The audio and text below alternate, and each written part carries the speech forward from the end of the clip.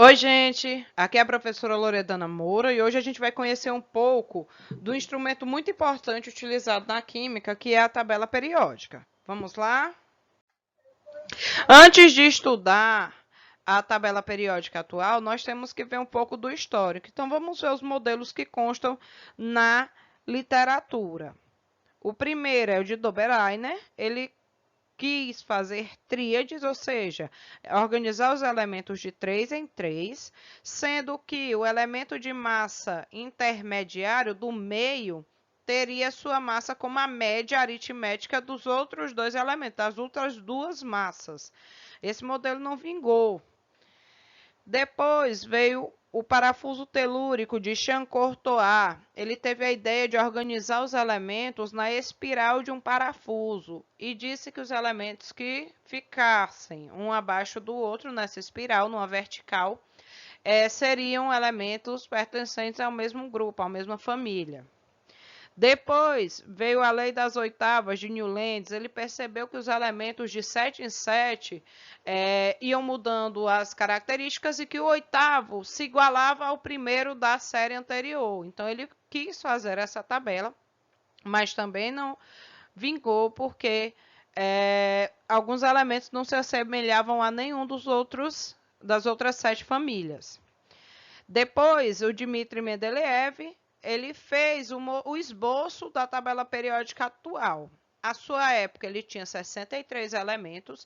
Lá no ano de 1869, então, ele propôs uma tabela onde esses 63 elementos estavam todos organizados em famílias e alguns elementos ele meio que preveu que ainda seriam descobertos e deixou os espaços desses elementos vazios na sua tabela, tá? Essa tabela ela só não é atual porque os elementos estavam organizados em ordem de massa.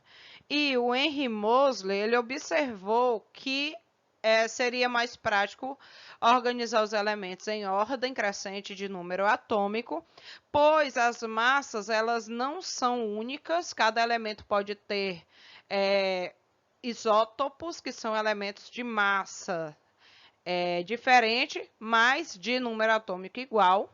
E aí, esses isótopos, eles podiam se igualar massa de um elemento diferente do outro, por isso a tabela do Mendeleev não deu certo. Então, a tabela atual é a tabela de Henry Moseley, onde você tem ordem crescente de número atômico dos elementos, nas horizontais, nas linhas, certo? Vamos ver mais à frente. A tabela periódica atual, ela tem 18 famílias ou grupos, são 18 colunas, e essas colunas agrupam elementos com características semelhantes. Tem também 7 linhas, chamadas de períodos, que agrupam elementos que têm o mesmo número de camadas. As mesmas camadas que a gente falou lá na distribuição eletrônica, as mesmas camadas que estão presentes no diagrama de Linus-Pauling. Então, pela distribuição eletrônica do elemento, você pode dizer em que linha da tabela ele está. E aqui a informação que eu já tinha dado anteriormente. É que os elementos eles são dispostos em ordem crescente de número atômico, ok?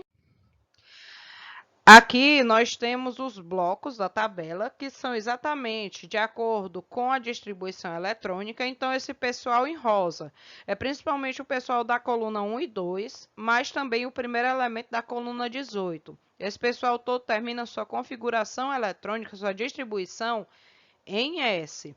O pessoal ali da parte laranja é o pessoal do bloco P, por quê? Termina sua distribuição em P. Aí o pessoal do meio, das famílias 3 a 12, é o pessoal do bloco D. E lá embaixo, elementos especiais que estão localizados dentro daquela família 3, ali naqueles dois espaços verdes vazios, que são os elementos que terminam sua configuração em F. Tá?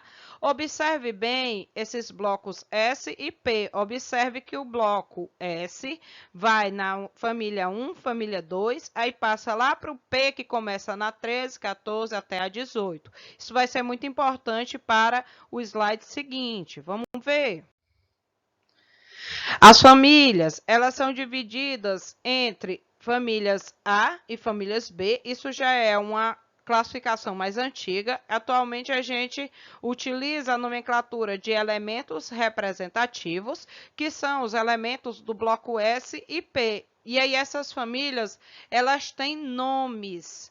A família 1, por exemplo, antigamente era chamada também de família 1A, é a família dos metais alcalinos. A família 2 ou 2A é a família dos metais alcalino terrosos. Família 13, lembra daquele salto que dá entre a família S e P? Então, a família 13, que continua sendo do bloco dos representativos, das famílias a gente chama de 3A, é a família do boro, que é o seu primeiro elemento. Família 14, ou 4A, é a família do carbono, também pelo nome do primeiro elemento dá-se o nome da família. E a 15 é a última que tem essa característica. A família 15, ou 5A, é a família do nitrogênio, que é seu primeiro elemento. A partir da 16, você dá nomes especiais novamente. Família 6A é a família dos calcogênios. A 17, ou 7A, é a dos halogênios. E, finalmente, a 18, ou 8A. Em algumas literaturas, você também vai ver a nomenclatura de família 0, é a família dos gases nobres. Aí você tem também aqueles elementos que são dos blocos D e F, são chamados de elementos de transição. Pessoal de cima, que é o bloco D, é chamado de são chamados de elementos de transição externa, e o pessoal que fica lá embaixo são chamados de elementos de transição interna, ok? Bom, aqui você dando uma olhadinha na tabela periódica, você pode observar como ela realmente está organizada. São 18 colunas que estão numeradas ali em cima e são 7 linhas. Olha aqui, ó. Primeira linha tem só 2 elementos, o primeiro aqui e o último lá na última coluna. Segunda linha tem 2 elementos aqui no começo, mais 6 lá no final. Terceira linha tem o mesmo número de elementos da segunda. Aí a quarta, a quinta, a sexta, ela tem também os elementos lá de baixo. Percebe ali na família 3 que tem os elementos de 57 a 71. É porque a série dos lantanídeos que estão lá embaixo, ó, ela é colocada, é como se ela tivesse dentro desse sexto período, dessa sexta linha. Então, é como se os elementos estivessem ali dentro daquele quadradinho na família 3. E a sétima também tem essa característica. A série dos actinídeos lá de baixo está inclusa ali naquele quadradinho da coluna 3. Então, os lantanídeos pertencem ao sexto período e os actinídeos pertencem ao sétimo período. Tá bom? Bom, aí a outra classificação que a gente tem para a tabela periódica é a divisão em cores. Se você olhar no slide anterior, as cores da tabela, você tem aí a divisão em hidrogênio, que é um elemento que ele tem característica mais próxima dos não metais, mas a sua configuração é parecida com a de um metal. Então, ele é um elemento que tem um grupo à parte. Tem os metais, que têm características como brilho, ser dúctil, maleável, ou seja, poder ser transformado em fio ou em lâmina.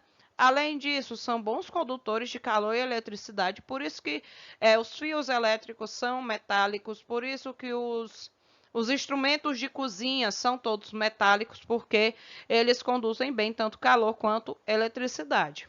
Outra característica é que são todos sólidos, só que com exceção do mercúrio, que é o único metal que a temperatura ambiente é líquido. Os semimetais eles têm características intermediárias entre metais e não metais e podem se apresentar à temperatura ambiente nos 3 estágios de agregação. Então, você vai encontrar tanto sólido, quanto líquido, quanto gás. Os não metais eles são bons isolantes térmico e elétrico. Eles têm características totalmente contrárias aos metais. Então, eles não têm brilho, não pode ser transformado em lâmina nem em fio e não conduzem calor e eletricidade. Pelo contrário, eles são ótimos isolantes térmico e elétrico. Aqui a gente vai fazer um exercício para ver como é que isso pode ser pedido para a gente. Se você observar, um elemento químico tem número atômico 33. A sua configuração eletrônica indica que está localizado na. Ele quer saber a família e o período do elemento 33.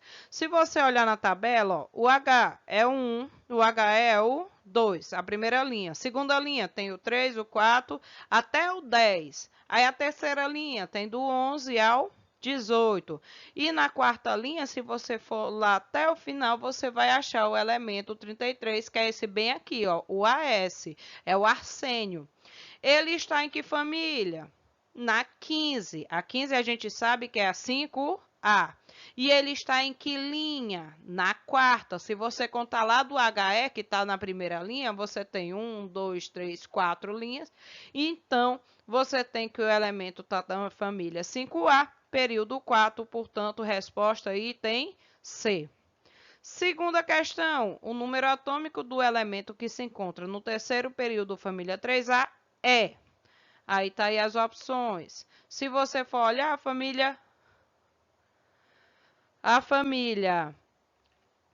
aliás, o período 3 é essa terceira linha, a setinha está apontando ali, e a família 3A é a mesma coisa que 13, portanto, se você cruzar as duas setinhas, você tem esse elemento bem aqui, o Al, é o alumínio, e o número atômico dele é 13, respondendo a questão, ok? Gente, espero que vocês tenham entendido e até a próxima aula. Beijinho e tchau, tchau.